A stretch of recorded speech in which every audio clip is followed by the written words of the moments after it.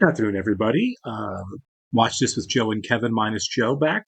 Just Kevin here with episode 8 of the first season of The Sopranos. I really liked episode 7 a lot.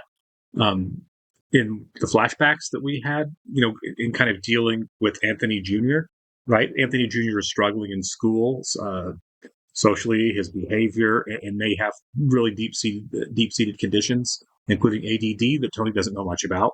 And so Tony kind of goes on a journey of deciding, without really taking any blame, because why would he? Um, to what extent his own behavior and lifestyle have led Anthony to this bit kind of a tough place, at least in Tony's mind. And so we see the flashbacks to when Tony found out that his father was a gangster, and how he kind of had to cope with that new reality and how the family handled them knowing, which seemed to be kind of what Tony does, which is ignore it and let's move on with life like nothing's happening, even when there's a very large elephant in the room and everybody knows something's happening. So we kind of see a couple of things with that. The first is Tony's dad doesn't talk to Tony about, what he does. And we see where Tony ends up, right? And and now we have to see moving forward after that episode, does that change Tony's relationship with Anthony Jr.? Because we know, like, Meadow's a good student. She's close to the end of school. She can go to any number of colleges she wants. Um, and Tony has clearly no interest in Meadow being in the life at all. And maybe that has to do with gender, and maybe it doesn't, because she's a daughter. So that's not what she does. But I'm not sure about Anthony Jr., how he feels about that. He's clearly not as good a student, not as driven as Meadow is, certainly not as self motivated. So is the plan, Tony was also a bad student. He's not considered this, but is he okay with the idea that it's really possible that, like him, Anthony Jr. is going to be kind of following in his footsteps into this lifestyle, which is Tony knows it's not only incredibly stressful, but it's incredibly dangerous. Is Anthony the same kind of is made of the same kind of stuff as Tony to be able to make it work? Because Tony has two guys to really look at: his father and Uncle Junior, and one of them seemed to be uh, much more out of the cloth for that lifestyle than the other. And Junior's kind of a punchline and doesn't know it. So we'll see moving forward on that. And the other big thing, the large takeaway from that episode is Tony's mother, Livia, who we've known as a bad mother from the beginning. And is it because she's old? To what extent is it true manipulation versus she's angry and lashing out? And we see with the way she behaved when Tony was little in that episode in the flashback. I don't know who played young Livia, but she absolutely destroyed that small part that she was in. But we see that no, Livia really is and always has been a terrible person.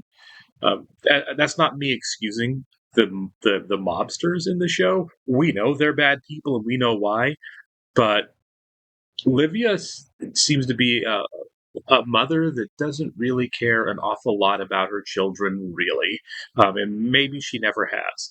I get that she, married into a tough lifestyle too. She was probably under a lot of stress. Her husband was always, one small step away from being incarcerated, and eventually was. But she seems like she's always been selfish and awful. And so when Tony says she's just a sweet old lady, when Dr. Melfi's like, maybe you hate your mom, that's definitely worth diving into. Tony called her out on it.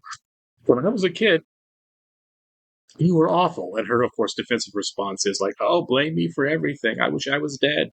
Her go-to gaslighting move and a way to change the conversation. So, yeah, Tony gaslights his own family. I just edited, or almost finished editing the college episode. He's a gaslighter for sure. But so and she seems to have a lot more malicious intent, maybe, than Tony. And I know that might not be fair, but she doesn't seem to mind if she gets people killed. And I'm not really sure that Tony's like gung ho for that level of carnage that she seems to be okay with over really petty reasons. We're going to go and get started here. We do want to thank all the Patreons for being here. And with a special shout out to Actuarial Lurker, Paul S. Full Days, Chris, and NJ. Thanks so much, guys. We're happy you're all here with us. If you'd like to see the full-length reaction to this and everything else, we do have a link in the description below to our Patreon page. You'll have to sync and watch along on your own source material. You only see it here for copyright purposes. And we're also watching 30 Raw, Patreon exclusive. Quite an opening shot of Christopher here with this little zoom. Looks like he's about to do something stupid. In the Czech Republic, too, we love pork. Ever had our sausages? Oh, this is the guy he killed in episode 1. He's having a flashback to. Interesting the way this is moving. Oh, it's a dream. Okay. Ever had our sausages? Is he actually going to have some guilt? Because I don't feel like this is the first guy he killed. Help you? Salami sub. Hold the mayo. We're out of mayo. This is dark. Change my meat to Black Forest. Whoa, this is like horror movie stuff. Where did you find him? 1 in the table, 3 in my skull. It's kind of 3 times? Oh, God. That was legitimately creepy. Some Nightmare on Elm Street stuff there.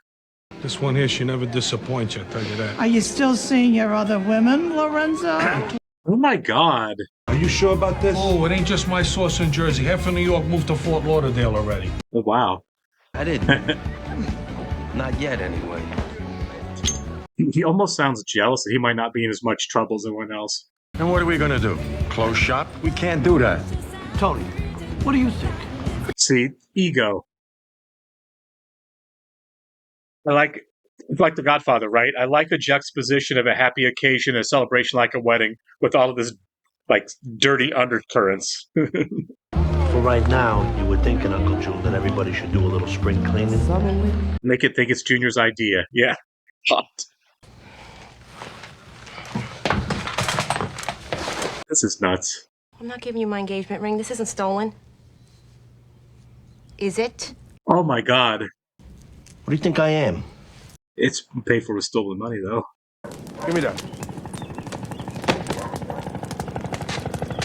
Helicopters are coming.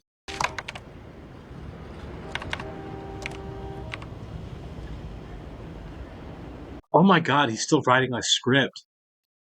And it was definitely about killing somebody. Babe, I can't, like, give an opinion every time you add a sentence. I gotta have the whole story flow. I'm with her, actually.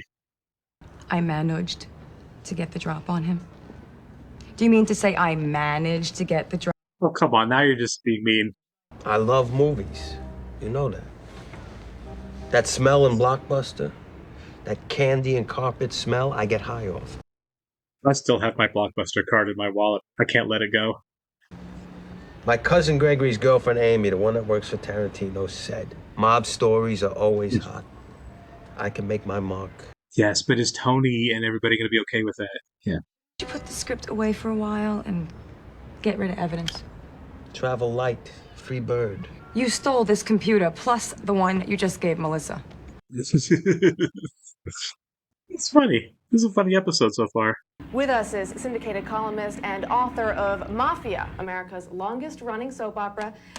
Oh, Melfi's interested. That's interesting. That's fascinating. Murder, truck hijacking, as well as money laundering are expected to be among the inquiries. Yeah, the heyday is over. Soprano family associate Brendan Filone. Was it part of a power struggle? Interesting. No one would ever have ranked him as associate. Yeah. That's funny. Georgie, did you see it from the beginning? Did they mention my name? He really is jealous that they're not calling him out. Yeah, that's how he's not serious about this. He wants notoriety. Nobody knows better than you, Richard. I can't discuss my patients. I just hope he's not one of those crumbs they're talking about on the news. He's the crumb they're talking about in the news. That might be what you would do, Richard. Now I remember why we got divorced. Okay, ex-husband and then the kid's dad. Okay. Why do you think we're never going to see an Italian president? Oh, and that's my patient's fault. Hey. I realize that you're very involved in the anti-defamation law. Okay. I was like, this guy is really... Really pedestaling a little bit. That tiny, insignificant fraction casts such a dark shadow over 20 million hardworking Americans. Maybe just because I'm a Midwesterner, but I've never heard a lot of like derogatory stuff against Italians based on them being criminals. Usually it's kind of like a punchline thing. I guess that would be derogatory, but I don't mean like directly at like Italians are criminals. I'm sorry. Get a pastry box. Move it! My God! Now fill it with cannoli, sfogliatelle, and Napoleons. Christopher's an idiot, by the way. He just shot off a gun in a donut shop. Twice. Good. This is all about him feeling insignificant. Next time you see my face, show some respect. I will. It is. That was stupid. I wonder if that was kind of like a Goodfellas moment there, because he got his foot shot by Joe Pesci in Goodfellas. I hope they'll be all right. The guys. Well, what about me? You'll be all right. They didn't even mention your name on television. God, this is such all ego stuff. Everything is fine, Ma. Relax. Nothing is wrong. But you come here unannounced, and I shouldn't wonder. Good God. It's a nice day. I thought I would take you out. I don't want to go out. Okay, there is something going on here. I try to do something nice. I come here to take you out. Right away, you think I have some other agenda that I have to talk to you about? Somebody's gonna be right in that room after looking for whatever. Oh, they're hiding. Okay, they're hiding the stuff from their house there. I thought maybe they already had stuff hidden there, and he's worried about the FBI going here. But no, he's hiding the stuff he had in his house. I suppose it's a smart place, unless the FBI had a reason to suspect he was doing this. I don't know that they would get a warrant. He's hiding a shotgun and a Uzi in his mother's room. This is the less glamorous side of this lifestyle, for sure. Man, it really had to be stuff that you were 100% sure she wasn't going to get into. Or anybody else there. Don't loan a hat to somebody. So you're telling me that you're planning a vacation, but you're not sure exactly when it will be. Right. Vacation to jail. There's a strong possibility that it could happen. Does this have anything to do with what's been on the news lately? Yes, it does. So if you suddenly stop coming to your appointments, I will assume that you are on vacation. And I should wait to be contacted? The phrasing of that, yeah. That happens. The more of them you do, the better you'll sleep. I had one prick chasing me for months in my dreams. I feel like he's trying to tell me something. It's a dream, man. The gun was hot, so the slugs in his head couldn't be traced back to me. You know who had an arc? Noah. Okay, that was funny. That was a legitimately funny joke.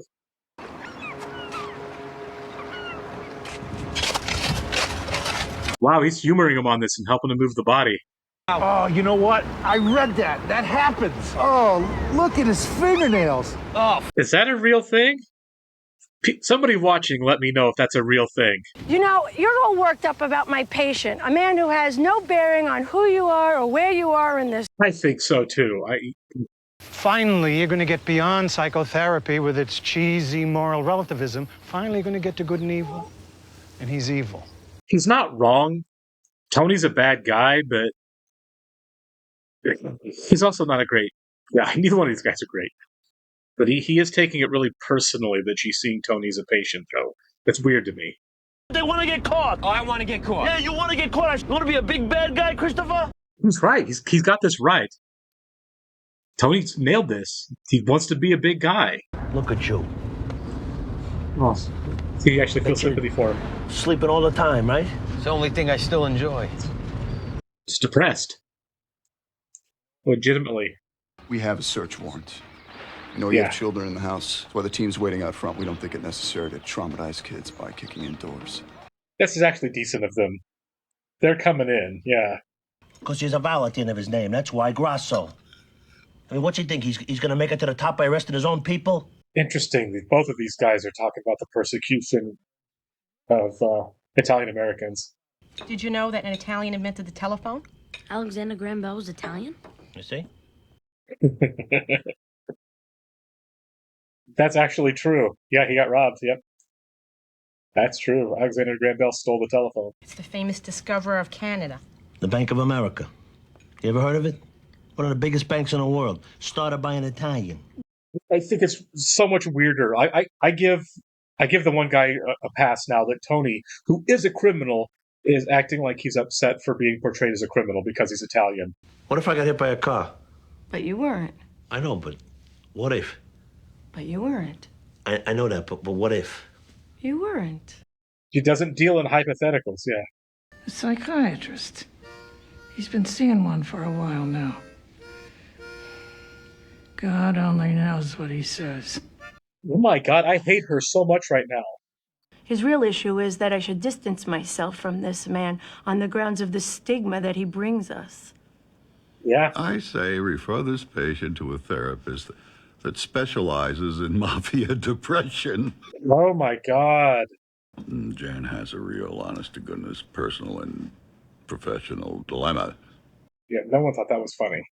My mother's uncle was Lepke's wheelman, his driver. This is the worst therapist I've ever seen on TV. Okay. A lot of things happening in this episode that were really great. Obviously, we had Christopher's. He's like, oh, I need an arc. I guess he kind of had one. He went through a dark night of the soul a little bit, and seems to be pepping up because he has some criminal notoriety coming to him, which seems antithetical to the whole point of staying out of trouble, even in this line of work, especially in this line of work.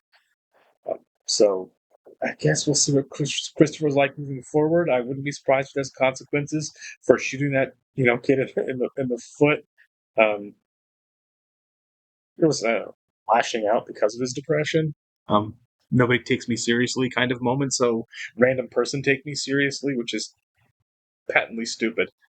The juxtaposition of the two guys. I didn't catch his name. I'm sorry. Was it Jason, Dr. Melfi's ex? That might have been son. I'm sorry. Dr. Melfi's ex and Tony. The notoriety being brought to Italian Americans, most of whom are good citizens, obviously. But Dr. Melfi's ex having a problem with it seems to be more territorial. I mean, it's his ex-wife, and he's like, I worry about your safety, which is possibly true.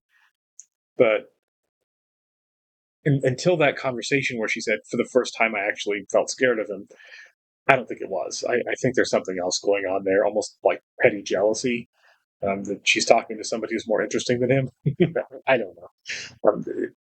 It seemed performative, his outrage about the shame that these people are bringing to the Italian American community. And the documentary pointed out that nothing about this guy's life has ever impacted you in any way, which is completely true. But what was more interesting to me is later we see Tony, after the FBI does a search warrant through his house saying they're always mean to the Italian Americans. Well, there's a hypocrisy there, obviously, like a really glaring hypocrisy about not really acknowledging who he is and what he is. And we saw that on the college episode a couple episodes ago when Carmela was talking to the priest, and she was like, the sun shines on the just and the unjust alike, and she said it's not fair that bad people have an opportunity to go to heaven along with good people, which again, there's a lot of dissociation there, right? Because you're not great people. Your husband is, you're living off of blood money. So for you to kind of take that high horse position of, why would a good person like me struggle to get into heaven, but a bad person would have the same opportunity or wouldn't struggle as much? So there's a little denial from both of them about who they are, and I kind of want to see how that works playing forward. And plot-wise, we got something really important at the end, or near the end, and when Tony's mother, in another moment of her being just awesome, lets Junior know that he's seeing a psychiatrist. Now, she made it sound like, oh, I'm just telling you, and I don't want you to do anything about it. I'm just upset because it's probably saying what a bad mother I am. And boy, she's the only one that brings that up. She brings it up a lot. So I think she knows. I think she knows she has always been a terrible mother. And that certainly hasn't changed. But I have a hard time believing that she didn't know exactly what she was going to, what kind of danger that would put Tony in, what kind of state of mind of worry it would put Junior in, who's already under stress because he thinks the FBI, rightly so, is coming after him. But now, maybe one of the reasons the FBI is coming after him is because Tony is telling things to a psychiatrist that he shouldn't be, which could in turn be being relayed or recorded by the FBI to get back to Tony, or to get back at Junior and Tony, essentially. So I guess we'll see moving forward. I think the conflict between Junior and Tony is going to be kicked up because of that revelation, which, once again reveals that Livia is a terrible, terrible mother and not that great a person. We'll see how it plays moving forward. Maybe, as Christopher said, she has her own arc where she at some point realizes the error of some of her ways. Although I don't expect at her age that, becoming a different person is really that viable an option. But, maybe some baby steps. We'll see moving forward. See you on the next one, guys.